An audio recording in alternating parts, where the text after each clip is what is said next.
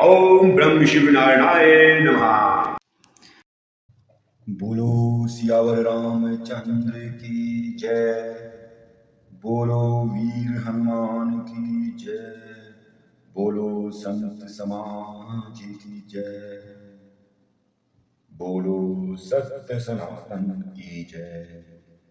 श्री रामचरितमानस का लंका कांड प्रारंभ हो गया है और पहले भाग में आपने लंका कांड का दूसरा भाग देखा था, जिसमें श्री राम जी के दूत बनकर अंगद जाते हैं और वहां रावण और रावण के सभागारियों का सभी का घमंड कैसे चूर करके आते हैं। आकर श्री रामचंद्र जी ने अपने पास बैठाते हैं और सारा वृत्तांत सुनाते हैं। सभी जानकारी लेने के बाद अब श्री रामचंद्र जी कहते हैं कि सभी योद्धा आ जाएं और आगे की रणनीति चलाते हैं।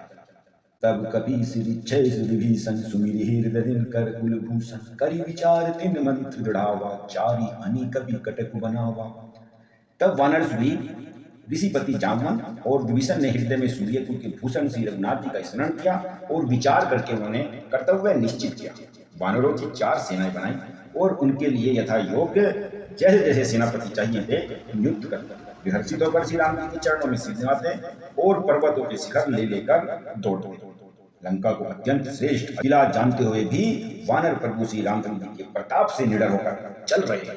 चारों ओर से घिरी हुई बादलों की घटा की तरह लंका को चारों दिशाओं से घेर कर वे मुंह से ही डंके और फैरी बजाने लगते हैं। महान बल की सीमा में वानर भालू सिंह के समान ऊंचे स्वर में श्री रघुनाथ जी की जय, श्री लक्ष्मण जी की जय, वानर राज सुग्रीव की जय सी गर्जना करने लगते हैं। लंका भय कोलाहल भारी सुना दसानन अति अहंकारी देखहु बन रन के ठिड़ाई बिहस निशाचर सैन्य गोलाई। लंका में बड़ा भारी कोलाहल मच गया। अत्यंत अहंकारी रावण ने उसे सुनकर कहा, वानरों की ठिड़ाई को देखो। ये कहते हुए हंसकर उसने राक्षसों की सेना बुलाई और बंदर काल की प्रेरणा से चले आ रहे हैं और मेरे राक्षस सभी भूखे हैं। विधाता ने इन्हें घर बैठे ही भोजन दे दिया है। ऐसा कहकर उस मूर्ख ने अट्टहास किया और बड़ी जोर से ठाका लगाकर बोला कि जाओ और इन वानरों को खाकर समाप्त कर दो। और दोनों वनवासियों को पकड़ कर लिया। यहाँ पर शिव जी क्या कहते हैं, सुबट सकल चारे दिस जाहूं धरि धरि भाल की सब खाहूं उमा रावण ही अस अभिमान जिमि टिभ खब सूत उताना। शिव जी कहते हैं कि हे उमा, रावण को ऐसे अभिमान था जैसे ठिठेरी पक्षी पैर ऊपर करके सोता है और वो समझता है कि मैं आकाश को थाम लूंगा। आज्ञा मांग कर और हाथों में उत्तम भिंदी भाग बहुत तरह के फरसे राक्षस चल दिए युद्ध में बढ़ गए। अनेकों प्रकार के अस्त्र शस्त्र धनुष धारण के करोड़ों बलवान रणधीर राक्षस वीर परपोटे के ऊपर चढ़ गए। अनगणित नफीरी और भैरी बज रही है, जिसे सुनकर कायरों के हृदय में दरारें पड़ जाती हैं। उन्होंने जाकर अत्यंत विशाल शरीर वाले महान योद्धा वानर भालुओं के ठठ समूह देखे। वे देखते ही डर गए और वहां से इधर उधर भागने लगे। उधर रावण की ओर इधर श्री राम जी की दोनों तरफ से दुहाई बोली जा रही है। जय जयकार की ध्वनि फैल रही है। प्रचंड वानर और भालू पर्वतों के टुकड़े ले लेकर किले पर डालते हैं, झपटते हैं और राक्षसों के पैर पकड़कर उन्हें पृथ्वी पर पटक कर भाग जाते हैं। फिर ललकारते हैं। बहुत ही चंचल और बड़े तेजस्वी वानर भालू बड़ी फुर्ती से उछलकर किले पर चढ़ जाते हैं और वहां पर जाकर श्री रामचंद्र जी का गुणगान करते हैं, यश गाते हैं। श्री राम के प्रताप से प्रबल वानरों के झुंड राक्षस योद्धाओं के समूह योद्धाओं को मसल रहे हैं। वानर फिर जहां तहां किले पर चढ़ जाते हैं और भाग जाते हैं। वानर फिर जहां तहां किले पर चढ़ जाते हैं और प्रताप में सूर्य के समान रघुवीर जी का गान कहने लगते हैं। सब मिलकर रावण को गालियां दे रहे हैं। सब मिल दे ही रावण ही गारी राज करत मृत्यु अहंकारी निज दल विचल सुनीत ही काना फिर सुभद्र लंकेश दिशाना। सब मिलकर रावण को गालियां देने लगे कि राज्य करते हुए इसने मृत्यु को बुला लिया है। रावण ने जब ऐसा देखा और अपनी सेना को विचलित होना कानों से सुना तो इन सभी योद्धाओं को लौटाकर वह क्रोधित होकर बोलता है कि जो भी रण से पीठ दिखाकर भागेगा मैं उसको दुधारी तलवार से मैं मार डालूंगा।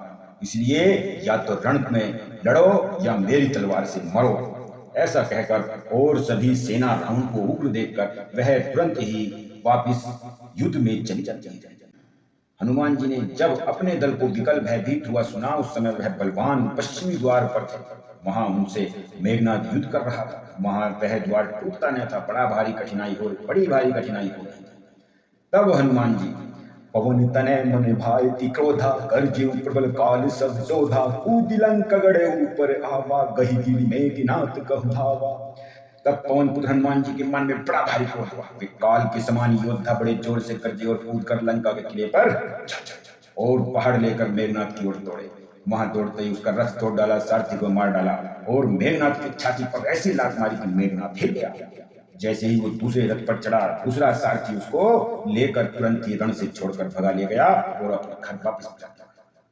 इधर अंगद ने सुना कि पवन पुत्र हनुमान जी किले में अकेले हैं, तो रण में बांके बाली पुत्र वानर के खेल की तरह उछलकर खेल गए किले पर जा चढ़े। युद्ध में शत्रुओं के विरुद्ध दोनों वानर क्रुद्ध हो गए। हृदय में श्री राम जी के प्रताप का स्मरण करके दोनों दौड़ दौड़ कर रावण के महल पर जा चढ़े और कौशला राज श्री राम जी की दुहाई देंगे। उन्होंने गरज सहित महल को पकड़कर ढा दिया। यह देखकर राक्षस रावण डर गया।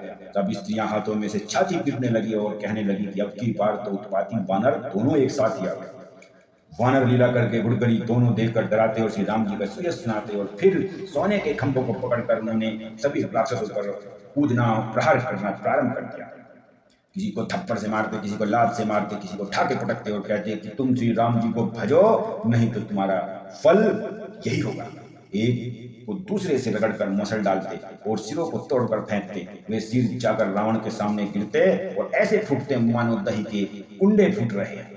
जिन बड़े बड़े मुखिया को पकड़ पाते उनके पैर पकड़कर उन्हें धरती पर पृथ्वी पर पटक कर मार देते। ऐसा हृदय में जानकर वे उन्हें परम गति मोक्ष देते। हे भवानी, कहो तो ऐसे कृपालु कौन है? प्रभु का ऐसा स्वभाव सुनकर भी जो मनुष्य धन त्याग कर उसका भजन नहीं करता वे अत्यंत मंदबुद्धि और परम भाग्य ही है। जो शत्रु को भी परम धाम भेज रहे हैं, शत्रु जैसे ही शत्रु आकर श्री राम जी का नाम लेते हैं वैसे ही वे उसको परम धाम देते हैं। श्री राम जी ने कहा कि अंगद और हनुमान किले में घुस गए हैं। दोनों वानर लंका में विध्वंस कर रहे हैं। कैसे शोभा दे रहे हैं, जैसे दो मंदराचल समुद्र को मथ रहे हैं। भुजाओं के बल से शत्रु की सेना को कुचल कुचल कर और मसल कर फिर दिन का अंत हो जाता है। हनुमान और अंगद दोनों कूद पड़े और श्रम रहित होकर वहां गए जहां भगवान श्री रामचंद्र थे। प्रभु पद कमल शीस तिन नाय, देख सुभग रघुपति मन भाय। उन्होंने प्रभु के चरण कमलों में सिर निभाए। उत्तम योद्धाओं को देखकर श्री रामचंद्र जी मन ही मन बहुत मुस्कुराए। राम कृपा करी जुगल निहारे। श्री राम जी ने कृपा करके दोनों को ऐसे देखा, भरे विगत श्रम परम सुखारे, जिसमें वे श्रम रहित उनकी थकावट दूर हो गई और वे पुनः सुखी हो गए। अंगद और हनुमान को गए जानकर सभी भालू और वानर भी लौटने लगे। राक्षसों ने प्रदोष यानी शाम काल का बल पाकर रावण की दुहाई देते हुए वानरों पर फिर से धावा बोल दिया। सभी राक्षस महान और अत्यंत काले हैं और वानर विशाल काय तथा अनेकों रंग बिगे हैं। दोनों ही दल बलवान फिर से भिड़ने लगे, लेकिन अंधेरा अधिक होने की वजह से वानरों को कुछ दिखाई नहीं देता। वानर सेना कम और अधिक में सेनापतियों ने अपनी सेना को विचलित होते देखा। पल भर में अत्यंत अंधकार हो गया। खून पत्थर और रात की वर्षा होने लगी। वानर सेना कुछ देख नहीं पा रही है। दसों दिशाओं में अत्यंत घना अंधकार देखकर वानरों की सेना में खलबल पड़ गई। श्री रघुनाथ जी जब इस रहस्य को जाने उन्होंने अंगद हनुमान को बुला लिया और सब समाचार कहकर समझाया। सुनते ही वे दोनों कपिश्रेष्ठ क्रोध करके दौड़ पड़े। फिर कृपालु श्री राम जी ने हंसकर धनुष चलाया और तुरंत ही अग्निबाण चलाकर चारों तरफ प्रकाश ही प्रकाश कर दिया। कभी अंधेरा नहीं रहा, कहीं भी अंधेरा नहीं रहा। जैसे ही ज्ञान के उदय होने पर संदेह दूर हो जाता है। भालू और वानर प्रकाश पाकर श्रम और भय से रहित तथा प्रसन्न होकर दौड़े और हनुमान और अंगद रण में गरज उठे। उनकी हाँक सुनते ही राक्षस भागते हुए राक्षस योद्धाओं को वानर और भालू पकड़ कर पृथ्वी पर मार डालते, समुद्र में डाल देते। महामगर, सांप और मत्स्य उन्हें पकड़ खा जाता। कुछ मर गए, कुछ घायल हो गए, कुछ गढ़ पर चले गए। अपने बल से शत्रु दल को विचलित करके रीछ और वानर गज रहे। नीसा जान कभी चारि वन, आए जहां कौशला धन। राम कृपा करी चितवा सबहि, भय विगत श्रम वानर तबहि। रात भी जानकर वानरों की चारों सेनाएं टुकड़ियां वहां आई जहां कौशलापति श्री राम जी थे। श्री राम जी ने ज्यों ही सबको कृपा करके देखा त्यों ही सभी वानर श्रम रहित थकावट दूर बिल्कुल स्वस्थ हो गए। वहां दशानन सचिव हंकारे। वहां लंका में रावण ने मंत्रियों को बुलाया और जो योद्धा मारे गए थे उन सबको सबसे बताया। उसने कहा, वानरों ने आधी सेना का हमारा संहार कर दिया है। अब शीघ्र ही बताओ क्या विचार किया जाए। माल्यवंत अति जरठ निशाचर, रावण मातु पिता मंत्री वर। बोला वचन नीति अति पावन, सुनहु तात कछु मोर सिखा। माल्यवंत नाम का एक मंत्री था, अत्यंत बूढ़ा था। वह रावण की माता का पिता था। और श्रेष्ठ मंत्री भी था। वह अत्यंत पवित्र नीति के वचन बोलता है और हे तात कहता है कि कुछ मेरी सीख सुन लो।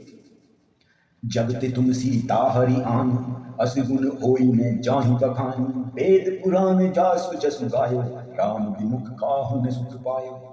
जब से तुम सीता को हर लाए तब से इतने अपशकुन हो रहे हैं कि जो वर्णन नहीं किए जा सकते। वेद पुराण ने जिनका यश गाया है उन श्री राम जी से विमुख होकर कोई सुख नहीं रह सकता। इसलिए आप उनकी शरण में चले जाओ और उनका नाम भजना शुरू कर दो। वो अब भी आपको अपनी शरण में बुलाकर आपको क्षमा करते हैं। जो काल स्वरूप दुष्टों के समूह वन में भस्म करने वाले हैं, गुणों के धाम और ज्ञान घन हैं एवं शिवजी और ब्रह्मा जी भी जिनकी सेवा करते हैं उनसे वैर नहीं रखना चाहिए।